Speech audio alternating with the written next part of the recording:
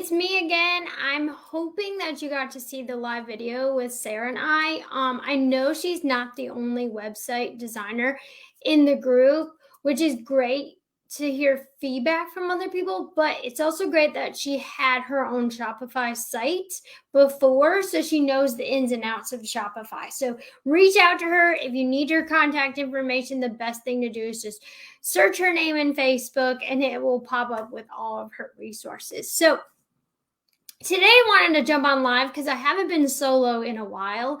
Kind of to hear about me is I've been ill for the past 2 weeks, kind of making it hard to get out of bed every day, kind of hard to eat, all the different things.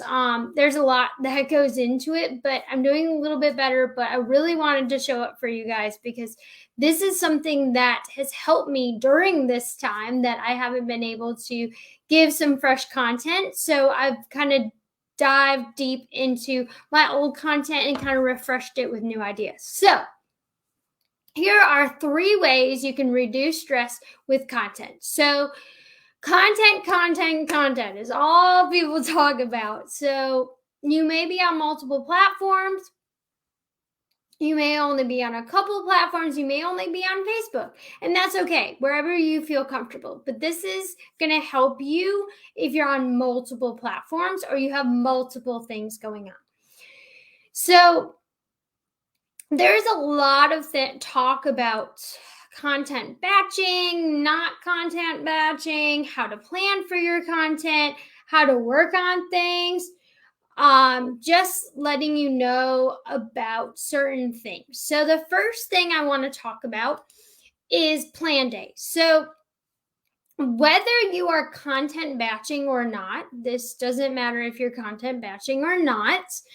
The most important thing you need to know is you do need to set aside at least an hour for your plan days. So what that means is you should pick a very consistent day of the week, whether it's Mondays, or whether it's Friday evenings, or anytime where you have some time to yourself and you can write in a notebook or go to your scheduler and really plan out what your next 2 weeks of content are going to be. Now, that may seem very overwhelming, but I'm going to talk about some things that you can do to kind of make 1 or 2 pieces of content and spread them across those 2 weeks. So let's talk about something that I'm doing, and it will kind of help you get an idea and an example. So I'm going to be launching a Back to the Basics photography guide, and I have to plan for it. So I have to advertise, I have to get my wait list, my VIP list, whatever you want to call it, and get people excited. So there are certain things that I'm going to do to launch that. Now, I have to always make sure it's not just talking about that launch, because I want you guys to get more than just that launch. So what I'm going to do is I'm going to pick my 3 days a week, which are Monday, Wednesday, Friday for my Instagram post, and then Monday through Friday for my Facebook post. So I'll pick 2 days during that week to not talk about my launch. And the other days I'm going to talk about it on multiple platforms, but not at the same time. So here's what I mean. I am going to post the same post on multiple platforms on multiple different days. So for example, I may post about it in my stories on Monday. I may post on Wednesday in my feed. And then on Tuesdays and Thursday, I may post about it on TikTok. And then on Wednesday and Friday, I'm going to post it on LinkedIn. And then Saturday and Sunday, or Saturday and Monday, I may post it on Pinterest. So I just gave myself a week of content using the same exact post, not even changing. Maybe adding some hashtags, or maybe adding a location, or turning it into a carousel post on Instagram, but not a carousel post on Facebook. So I'm going to use that same exact post on Instagram, LinkedIn, Facebook, Pinterest, and I'm going to turn it into a video for TikTok. Just an example. Let's erase TikTok. Let's not even worry about it. But all those platforms, I have different audience members that are going to see that. So all I had to do was make one piece of content, and that is across multiple platforms. Now, you can't always do this, but there are times that that post may be very helpful for all those platforms. Things with dates, though, don't work because if you post it on Pinterest, it lasts a while.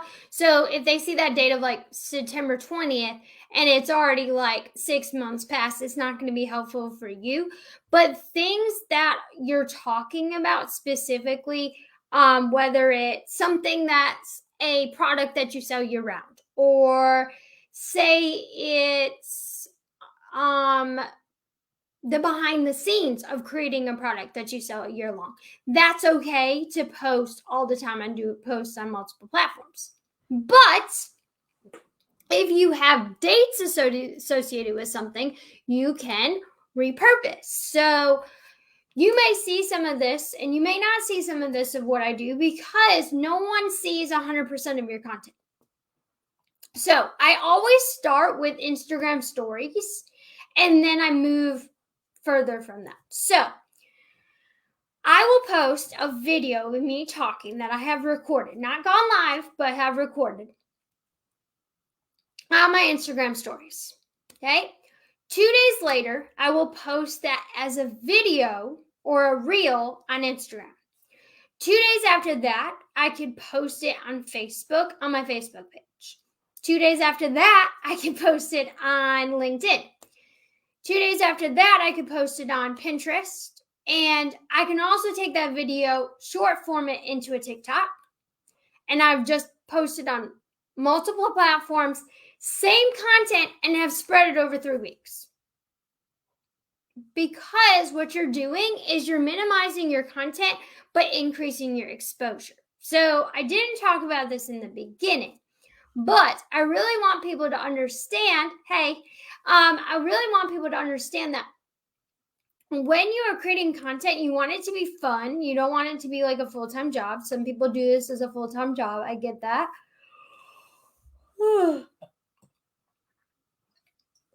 But here's what you want to understand. That when you're creating this content, you want to create this content for your audience and you want it to help your audience, but you also want to decrease how much you're creating content. Because if you're spending hours on top of hours on top of hours on top of hours of creating content, it's less networking you're actually doing. So by repurposing your content, by planning for your content, and by posting that content on multiple streams, what you're doing is you're opening that content up to multiple audiences. And then what you're going to do is you're going to allow your information to spread to more people. Sorry. And that's going to lead to more people seeing it and more people sharing it, or more people understanding what you're posting about on different platforms. So you don't have to share the same content on your Facebook page and then share it to your personal page. That's still on the same platform. So most likely the same people are going to be seeing. But if you post that same content on multiple platforms, different people are going to see it.